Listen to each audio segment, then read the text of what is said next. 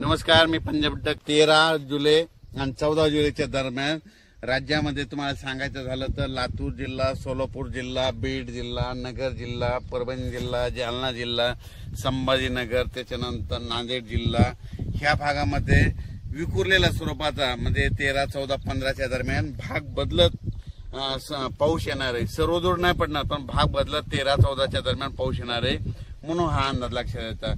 सांगायचं झालं तर राज्यात म्हणजे पूर्व विदर्भामध्ये नागपूर, वर्धा, भंडारा या गोंदिया या पट्ट्यामध्ये आणखीन 2-3 दिवस तिकडल्या भागात पाऊस राहील. पण राज्यात मात्र सर्वदूर तर सध्या तरी पाऊस नाही.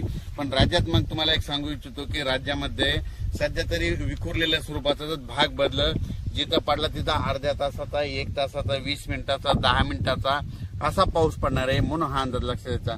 मग राज्यात मोठा पाऊस कधी येणार आहे तर माझी सगळ्याला विनंती आहे, तुम्ही काय करा, आणखीन 4-5 दिवस आहेत, शेतीचे कामे करून घ्या, फवारण्या करायच्या तर करू शकता, खुरपण करू शकता. कारण की राज्यामध्ये 17-18च्या नंतर काय होणार आहे, तामिळनाडू, आंध्र प्रदेश आणि कर्नाटक या भागामध्ये आतापर्यंत 1-1.5 महिना झाला पाऊस नाही.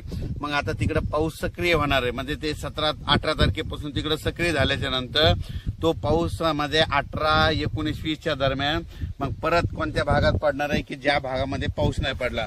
मग त्याच्यामध्ये तुम्हाला सांगतो की त्याच्यामध्ये लातूर जिल्हा, धाराशिव जिल्हा, सोलापूर जिल्हा, सांगली, नगर, कडाष्टी, पाटोदा या भागामध्ये मग 18 तारखेच्या नंतर म्हणजे 18 जुलैच्या नंतर परत तिकडल्या भागात दक्षिणेकडे पाऊस सक्रिय होणार आहे म्हणून हा अंदाज लक्षात घ्यायचा. म्हणजे सांगायचं झालं तर तुम्हाला सांगू इच्छितो राज्यात मात्र पुन्हा परत 20 तारखेच्या नंतर आणखीन पाऊस वाढतच जाणार आहे.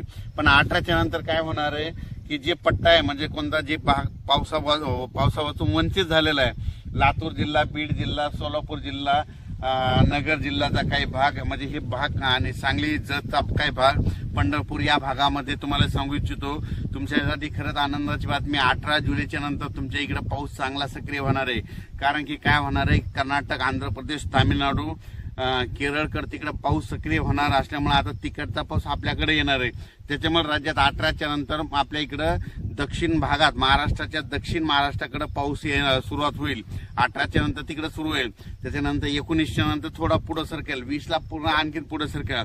मग 24च्या मग जुलैच्या शेवटच्या आठवड्यात राज्यात मात्र सगळीकडे पाऊस होईल म्हणून हे लक्षात द्यायचं. अचानक वातावरणात बदल झाला तर लगेच एक उद्याच्याला मेसेज दिला जाईल. धन्यवाद.